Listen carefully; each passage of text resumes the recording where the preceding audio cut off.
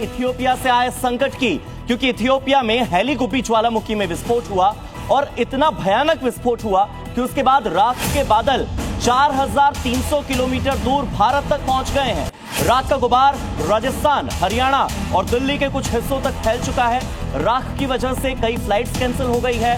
Hong Kong जाने वाली flight, Dubai, जेद्दा, Helsinki जाने वाली फ्लाइट, इसके अलावा अफगानिस्तान के काबुल और फ्रैंकफर्ट जाने वाली कई फ्लाइट्स में देरी हुई है। राख के बादल अब चीन की तरफ आगे बढ़ रहे हैं, ये कहना है मौसम विभाग का। आईएमडी की ओर से कहा गया है कि शाम 7:30 बजे तक ये जो धुएं का गुबार है, जो राख का गुबार है, जो 4300 किलोमीटर दूर फटे ज्वालामुखी का है, वो भारत से दूर जाने की संभावना है। ये बात आईएमडी की ओर से कही गई है।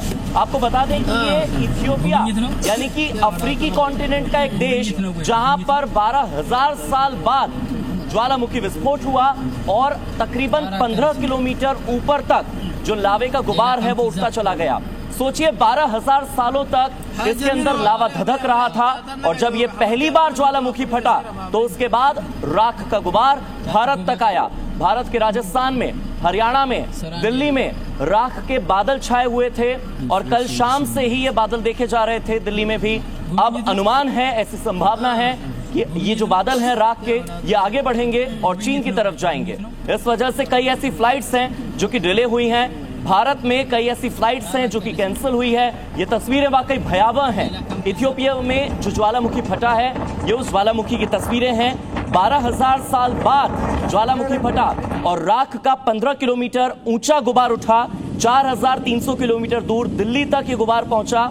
एयर इंडिया की तकरीबन 11 ऐसी उड़ानें हैं जो कि रद्द हुई हैं। इस ज्वालामुखी का नाम है हेलीगुब्बी ज्वालामुखी और इस विस्फोट से उठने वाली राख और सल्फर डाइऑक्साइड करीब 15 किलोमीटर ऊंचाई तक पहुंच गई। ये लाल सागर को यानी कि रेड सी को पार करते हुए यमन, ओमान तक फैली। पूरे मिडिल ईस्ट को कवर करने के बाद ये एशिया में और आगे बढ़ती चली गई और सीधे पहुंची भारत, जहां हरियाणा, राजस्थान और दिल्ली में राख के बादल दिखाई दिए।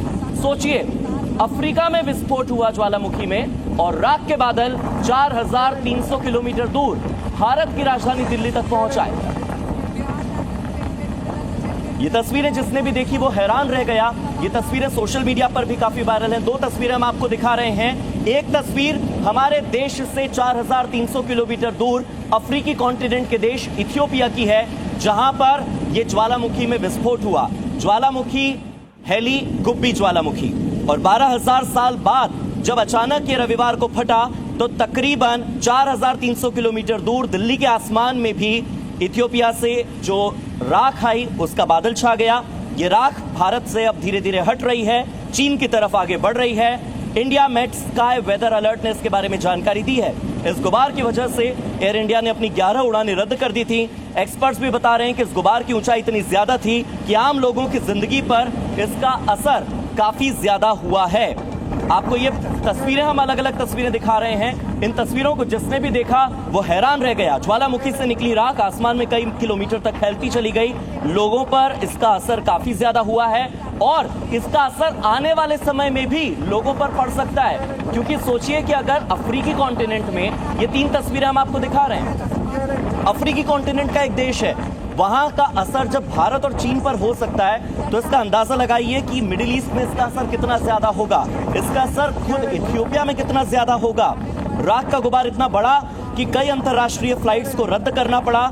ज्वालामुखी फिलहाल शांत हो चुका है, लेकिन एक्सपर्ट्स ऐसा मानते हैं कि शील्ड वोल्केनो में शुरुआती विस्फोट के बाद कभी कभी दोबारा धमाके भी हो सकते हैं, तो ये फिर से फट सकता है।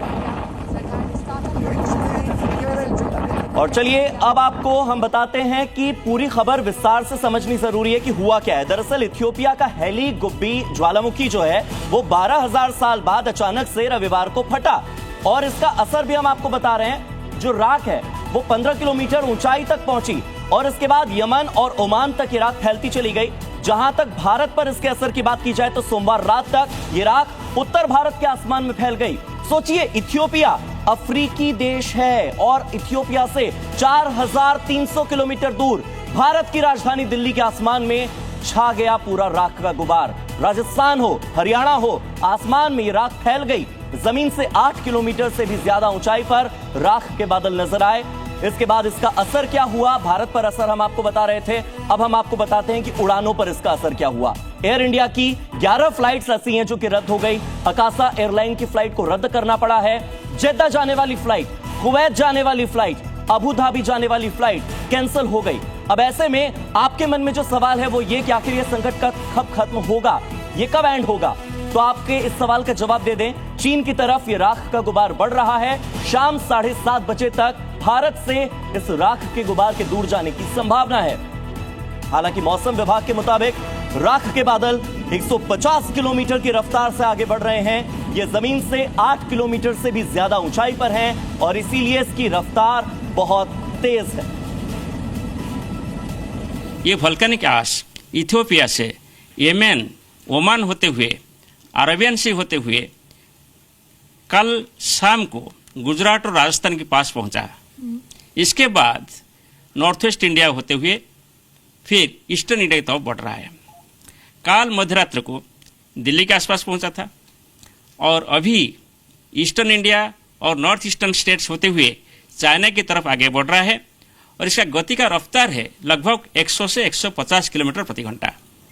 इसका मतलब हुआ कि आज शाम तक यानी 7:30 या 8 बजे तक इंडिया का जो एयर है वो वोल्केनिक आश से दूर हो जाएगा और वोल्केनिक आश इंडिया पार करके चाइना की तरफ चला जाएगा। इसका जो प्रभाव है आप देखेंगे, ये वोल्केनिक आश 8.5 किलोमीटर हाइट से शुरू कर